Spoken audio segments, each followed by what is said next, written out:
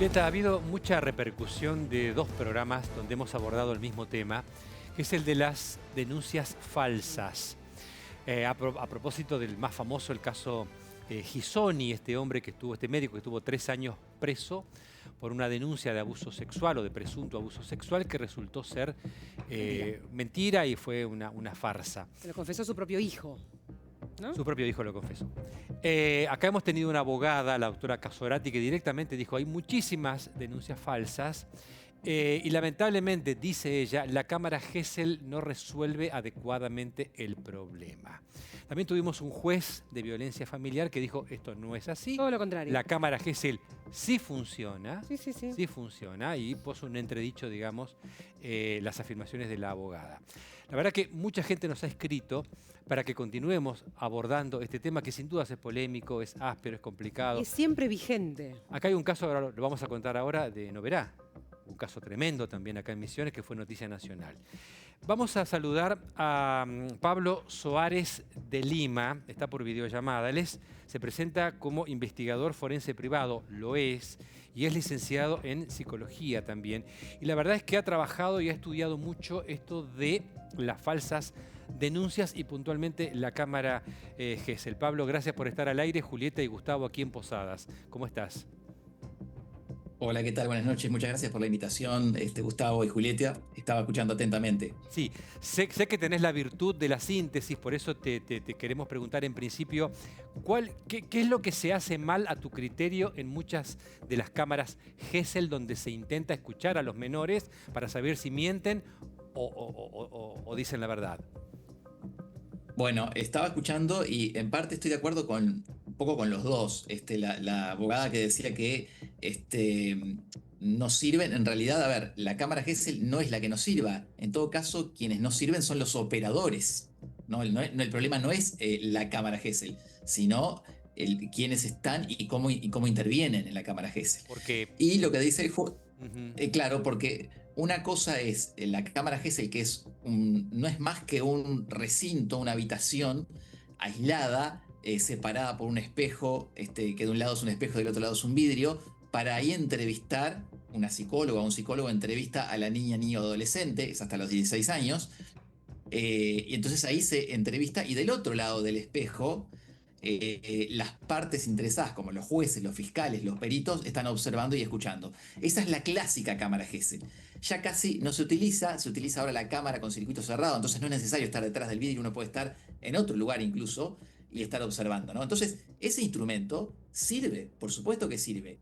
El problema es qué se hace con ese relato que se obtiene y si se obtiene bien. ¿A qué me refiero si se obtiene bien? Hay que utilizar protocolos. Y yo les digo que yo he visto cámaras Gesell de todo el país.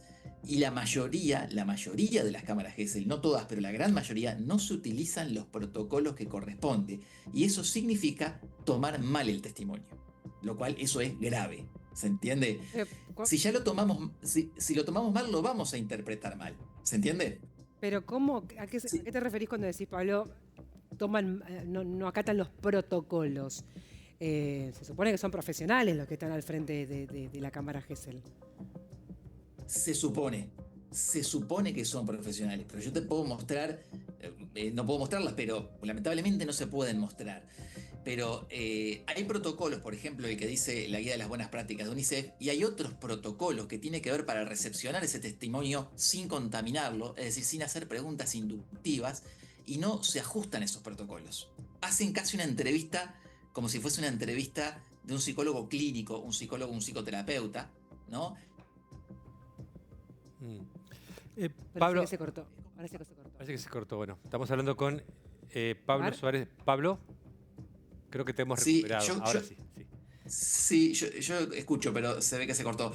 Les decía que si no se utilizan los protocolos, es como el perito de balística que va con la mano a recoger la bala en la escena del crimen. ¿Se entiende? Lo contamina. Y eso es lo que ocurre la mayor parte de las veces. Además, hay algunos casos donde se toma bien la cámara Gesell con los protocolos que corresponde, luego no se la interpreta desde la psicología del testimonio, que es una psicología en particular, un conocimiento particular que es para interpretar esos testimonios, que tienen que ver con la memoria, porque todo testimonio es el resultado de la memoria. La niña, el niño adolescente está diciendo algo que habría ocurrido y tiene que apelar a su memoria. Entonces hay que estar capacitado en memoria. Bueno, estas capacitaciones, lamentablemente en nuestro país, son muy deficientes, lamentablemente. Los chicos, Entonces, mienten cuando están en sí. la... ¿Pueden mentir cuando están en la cámara Gesell? Bueno, ese es un punto importantísimo. Por supuesto que los niños pueden llegar a mentir. Por supuesto, se da más en adolescentes más que en niños pequeños. Pero hay otro tema, Gustavo. El tema de que los niños pueden llegar a decir cosas que nunca ocurrieron, pero no están mintiendo, sino que están convencidos de que eso ocurrió. El caso que tenemos presente es el de Guisoni. Los hijos de Guisoni decían barbaridades que nunca habían ocurrido, pero las decían convencidos. Hasta que ahora, de grandes, entienden que aquello que decían no podía ser. Es como el niño que crece creyendo en Papá Noel, pero cuando crece ya sabe que Papá Noel no existe. ¿Se entiende? Sin embargo, ese niño no miente. Está diciendo algo que no es real y que está bajo sugestión, el resultado de la sugestión. Es mucho más difícil todavía que la mentira. Y eso pasa habitualmente. Lo que Es pasa decir, es que no se puede tomar al pie de la letra lo que dicen los niños. lo que está diciendo es sumamente gravísimo, porque se supone que la cámara Gesell está justamente para detectar si en este caso el menor dice la verdad, fabula, No, en realidad tampoco es que se puede detectar la verdad de la mentira. Lo que se puede detectar es un relato que sea construido, esto que yo digo de que bajo la sugestión puede estar diciendo algo que no ocurrió, algo que puede estar influido por terceros, en fin, pero nunca tenemos la certeza. Y no es la cámara Gesell la que lo detecta. La que lo detecta es el humano, el que debería interpretar aquello que recoge. bien, pero si ese niño cae en contradicciones, si hay alguien que por su profesión detecta que hay algo que no coincide, que no es coherente, bueno, y si pasa inadvertido es porque, por lo que está diciendo, no están haciendo su trabajo. Claro, fíjate que, Julieta, es más difícil porque una persona que dice contradicciones puede no estar mintiendo. Nosotros mismos a veces decimos contradicciones de cosas que después vemos que nos equivocamos. No es que mentimos, nos equivocamos. Y fue una contradicción. Y al revés, puede no tener contradicciones y ser totalmente falso. Es decir, es mucho más difícil el análisis de un relato. Pero es el análisis del relato, lo que viene después, no la cámara Gesell. Son dos momentos, tomar la cámara Gesell correctamente, interpretarlo correctamente. Pablo, ¿puede pasar que un profesional que está llevando a cabo una entrevista con un niño, una niña, un adolescente, está convencido de que, por ejemplo, el chico fue abusado, está convencido preliminarmente, y lo que busca todo el tiempo es la confirmación, es confirmar su convencimiento, su sospecha? Sí, su única hipótesis. Eso se llama sesgo de confirmación o el sesgo de confirmación del investigador. ¿Se da eso o del realmente? entrevistador. ¿Se da? ¿Vos has visto? Se da muchísimo.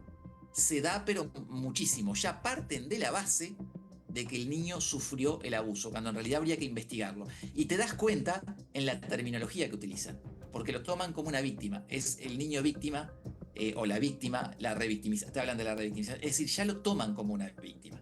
Entonces dejan de lado la hipótesis de que quizás no sea una víctima. Ese sesgo está muy presente y es el sesgo que más lleva al error judicial. Pablo, por tu experiencia, que sabemos que la tenés, ¿hay muchas denuncias falsas o está muy inflado el tema? Mira, no, hay muchísimas. Coincido ahí sí con la abogada. Hay muchísimas y desde hace muchísimo tiempo. A ver, decir que no hay denuncias falsas es como decir que el humano no miente. Es un disparate. Hay muchísimas denuncias falsas, pero cuidado, hay dos tipos de falsas denuncias y más correcto es decir falsas acusaciones, claro, que no es lo mismo. La denuncia es real. Sí. La denuncia siempre es real y existe. Lo que no es real es la acusación. Y vos tenés de dos tipos. Un tipo de acusación que es intencional, es decir, con mala fe, con malicia, para perjudicar al otro, estás inventando algo que no ocurrió. Y después tenés otra acusación que es falsa, pero que es por una interpretación errónea. Es decir, una mamá o un papá que se convencen de que hay un abuso, no tiene malicia, pero está equivocado. Esa sería una acusación falsa, pero no intencional, no tiene la malicia. ¿Se entiende? Es muy importante. Ahora, ¿cuál de esas dos hay más? La que es por error. Hay más la que es por error. ¿Y saben cuáles son? Muchas denuncias a docentes. Muchos docentes que de pronto dicen que son abusadores. Bueno, son a raíz de malas interpretaciones de juegos, de cosas que ocurren en el colegio y se convencen de que el docente es un abusador. Esas personas que denuncian no tienen una mala intención. Se equivocaron, están interpretando mal las cosas, ¿no? Entonces de esas tenemos muchas. ¿no? Pero las dos entran en falsas acusaciones. Bueno, acá en Posadas ha habido algún par de situaciones con jardines maternales, donde de pronto los padres decían que pasó tal cosa y después, en definitiva, nunca se pudo comprobar nada. Y a esta Exacto. altura ya las maestras, las maes, no quieren tocar los chicos. Si se hizo caca, que se arregle. O sea, tienen como Claro. miedo también, ¿no? Totalmente, ese es el ejemplo. Eso ocurre en todo el país, no solamente ahí, ocurre en todo el país. Lamentablemente hay que poner cámaras. Claro, cámaras. Y cámaras y seguir protocolos de, por ejemplo, adultos que no lleven al baño a los niños. En fin, es todo un problema. Pablo, a raíz de las interpretaciones. Hay un caso célebre, lamentablemente, fuerte, que es el de Julieta Prandi. Julieta Prandi, que es muy fuerte. Sí. ¿Me parece a mí o vos no sí. estás muy convencido de que le pasó esto a Julieta? Bueno, el tema es ese. A ver, el gran error de las investigaciones es que se basan más en creencia que en evidencias. Ese es el gran error. Entonces parten de la creencia. A ver, yo no estoy diciendo que Julieta Prandi no vivió lo que ella dice. Lo que yo estoy diciendo es que desde la ciencia no lo podemos saber. Y hay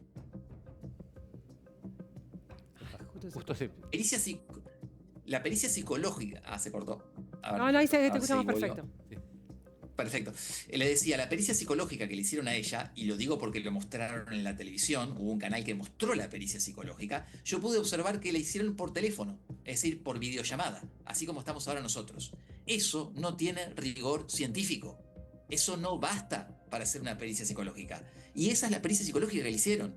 Una entrevista donde la perito asume que lo que dice Julieta es real. ¿Se entiende? Sí. No tiene rigor científico. Y ahora, el acusado se negó a hacer las pericias psicológicas por la que la defensa se lo dijo, y no está mal, por lo mismo, por la misma razón, porque ya parten del sesgo de que el que está acusado es un abusador y la persona que denuncia es una víctima que sufrió los hechos, cuando no están comprobados los hechos. Lo que pasa, Pablo, que en este caso me parece que el mensaje también está bueno remarcar el hecho, y siempre digo lo mismo, ha costado mucho que se le crea a la mujer cuando denuncia un caso de violencia. Entonces hay que sostener esto. Es preferible equivocarse en el camino, pero creerle en principio, porque si no la estás condenando a que parezca ya de antemano una manipuladora. Claro. Y es muy peligroso porque eso desalienta la denuncia de la mujer por violencia de género. Insisto, ha costado mucho trabajo que la mujer sea recibida de esa manera y que la denuncia tome su curso. Sí, entiendo eso. Y está bien que, por ejemplo, familiares, amigos, crean. Ahora, el problema es cuando ya los peritos, que tienen que hablar de la cinta, también crean, ¿se entiende? Ahí está el problema. Los peritos tenemos que basarnos con evidencia y trabajar con hipótesis, es decir, tomar lo que ella dice como algo que puede haber ocurrido y tomarlo como algo que no puede haber ocurrido. Y buscar la evidencia que abone las dos hipótesis. Y si no hay evidencia, entonces no podemos confirmarlo. Y en estos casos son solo dichos, lamentablemente. Entonces, como vos decías, antiguamente no se le creía absolutamente nada y no podían ni denunciar. Pero ahora estamos en el otro polo. ¿Se entiende? Ahora se asume que todo lo que nos fuimos al otro, decís vos. Bueno. Exactamente, nos fuimos al otro. Pablo, gracias. No tenemos más tiempo, pero es apasionante el tema y te agradecemos muchísimo tu participación. Gracias. Un gusto. Muchas gracias a ustedes. Buenas noches.